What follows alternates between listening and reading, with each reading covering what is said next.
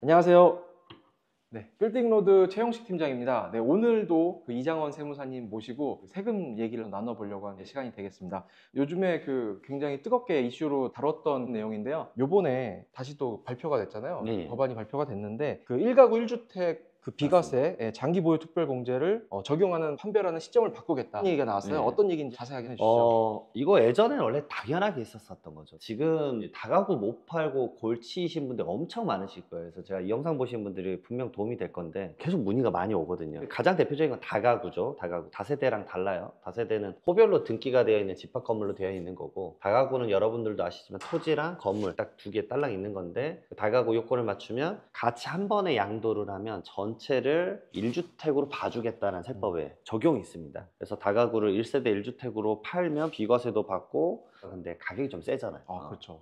서울 같은 경우는 뭐 몇십억씩 하는 게 많으니까. 맞아, 비싸다 보니까. 맞습니다. 네. 다가구가 대부분 땅이 이제 뭐 50평 내외로 토지가 설정된 건물이 올라가 있는 상태인데, 이게 12억 넘어가면 비과세 못 받는 부분에 대해서는 장기보유 특별공제도 80%를 받는데, 이게 과거에는 이런 식으로 거래를 많이 했었습니다. 나는 이제 다가구 주택 하나만 있으니까 디벨로퍼 분들 많이 팔았죠. 상가로 전환한다거나 이런 분들에게. 예를 들어서 근생으로 바꾸거나 맞습니다. 너무 오래됐으니까 멸실하고서 예, 맞습니다. 새로 다시 또 뭐 주택을 지어서 공급하거나 네, 맞습니다. 이런 방법으로 많이 그래서 했죠. 그 공기를 줄이거나 아니면 이 용도 전환을 하니까, 그래서 내가 계약서 쓴 날짜에 내가 비과세 요건이면 계약서 쓴 날짜를 기준으로 너는 비과세 오케이 해줄게. 그래서 특약 문구에 이런 걸 썼었죠. 계약일 이후에 용도 변경이나 인허가 이런 것들에 대해서 매도자는 적극 협조한다. 그렇죠. 특약사항에 그렇게 딱 들어가 한 줄 들어가는 그렇죠. 게 이런 게 이제 빌딩로드에서 전문적으로 해주시는 네. 그런 업무죠. 그러면 이제 매수자는 그걸 이제 사서 계약일 이후에 계약금 주고 중도금 잔금 치르기 전에 한 대부분 2달에서 한 5달 정도 그 기간 동안에 뚝딱뚝딱 작업을 하는 거죠. 네. 그래서 잔금 치르는 날에 오히려 이제 근린생활시설로 바뀌어 있죠. 원래는 모든 양도소득세는 딱 양도예요. 진짜 잔금일이나 아니면 등기부등본 넘어가는 둘 중에 빠른 날로 무조건 기준을 보는데, 이것만 예외로 계약일 때 그래도 너는 1세대 1주택자였으니까 그때 기준으로 비과세로 봐줄게. 그리고 매수자 입장에서는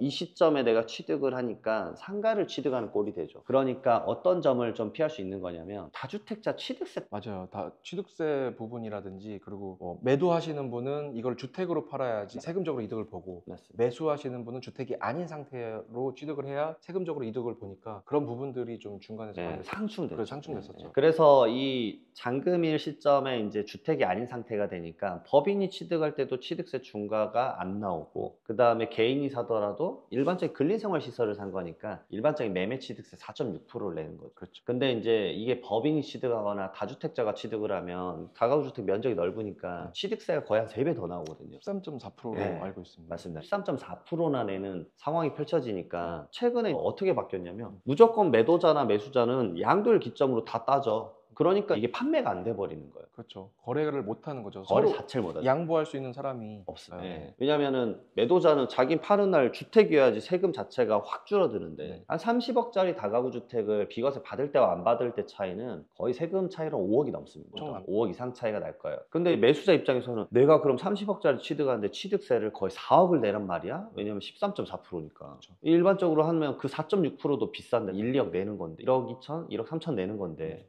이것도 비싸 죽겠는데 얼마 4억을 내라고? 이거는 도저히 못 하겠다. 그리고 이게 다른 사람한테 주는 게 아니고 세금으로 나간다고 하면 더 아까워요. 그래서 거래 자체가 안 일어났었어요. 이게 가장 많은 물건이 실은 상속 물건이었습니다. 그렇죠. 상속이나 아니면 상속을 대비하는 분들이 아버지 이번 참에 정리하고 그 다음에 그걸로 여생 좀 편하게 사시고 이런 거였거든요. 그리고 주택을 짓거나 상가를 활용하시려는 분들이나 아니면 뭐 사옥을 하시는 분들, 네. 찾아오신 분들 중에 또 사옥으로 이제 문의를 주시는 분들도 있잖아요. 네, 사업 근생으로 해서 새로 지으시려고 하시는 분들이 많이 있죠. 맞죠. 아니면 리모델링을 살짝 해가지고 그런 분들이 이제 이거를 못 사게 된 상황이었는데, 그래서 이거 너무 불합리하다라고 해서 이제 이번에 다시 과세 기준 합리화하겠다, 이거 다시 이렇게 봐주는 겁니다. 네. 말 그대로 파는 사람은 계약일 시점에 비과세면 오케이. 그 다음에 용도 변경되더라도 너는 비과세 해줄게. 그리고 매수자 입장에서는 용도 변경 다 해서 근린생활시설, 말 그대로 비주택으로 취득을 하면 비주택에 대한 취득세 내겠다라고 하는 거죠. 그래서 이런 것들에 대해서는 알고 계셔야 말 그대로 빌딩로드 같은 이제 중개법인 대표님들에게 좀 물어볼 수 있는 거죠. 네.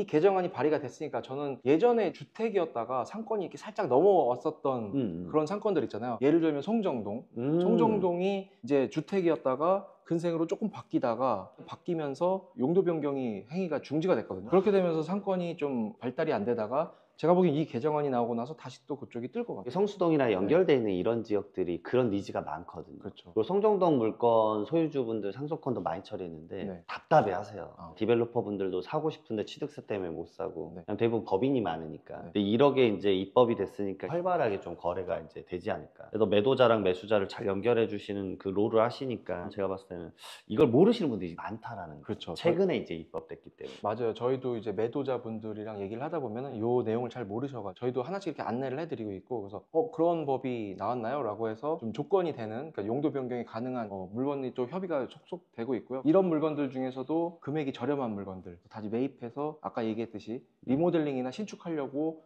지금 매입하는 움직임들이 되게 활발하게 진행되고 있으세요. 그래서 혹시 이 영상 보시는 분 있으시면 저희한테 연락 주시면 소개를 많이 드릴 수 있을 것 같아요. 또 세무적인 부분은 저희 옆에 계신 이장원 세무사님께 또 의견 주시면 설명 잘 해드릴 수 있을 것 같고요. 이게 딱 실무에서 진행할 때 또 이게 비과세 요건이 맞았는지 다가구 주택의 요건이 맞았는지 이런 걸 살펴보는 게 상당히 또 심도한 게 있어요. 그래서 저는 이번에 빌딩로드랑 같이 강의를 할 때 네. 지금 영상에서 다 다루지 못한 디테일한 것들 더 많이 말씀드리고 싶어요. 다가구 주택 요건이 맞았는지 그리고 어떻게 하면 이 거래 절차를 만들 수 있는 건지 말 그대로 중개법인하고 세무사 같이 연동해서 할 때 실제 실무에서는 이렇게 진행된다라는 거를 4월 19일이었나요? 네, 저희 4월 19일 오후 3시에 이장원 세무사님께서 강의하시니까 관심 있으신 분들 댓글란을 참조해 주시면 되겠습니다. 그래서 주택 관련된 것들도 문의가 많으셔서 이제 간단하게 개정세법 좀 몇 개 말씀드리면 다주택자 중과세도 1년 연장이 됐죠. 그래서 26년 5월 9일까지 2년 이상 보유만 하면은 중과세는 적용 안 받는다라는 거 연장이 되고 있습니다. 그리고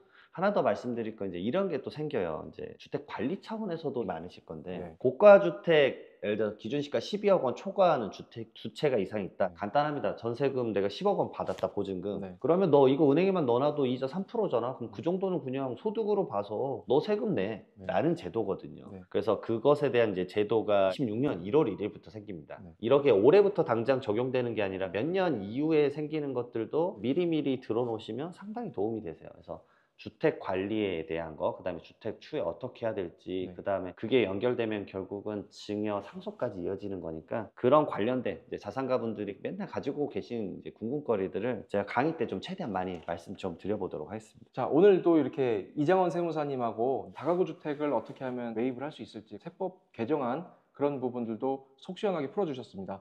또 좋은 내용으로 다시 한번 찾아뵙도록 하겠습니다. 감사합니다.